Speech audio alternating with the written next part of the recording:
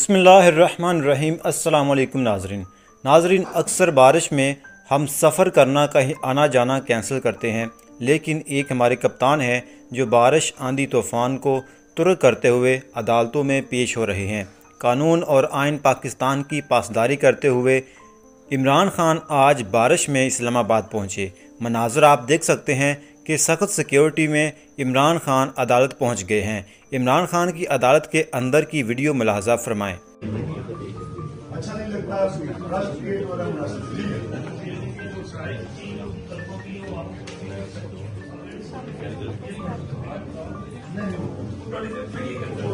वो ठीक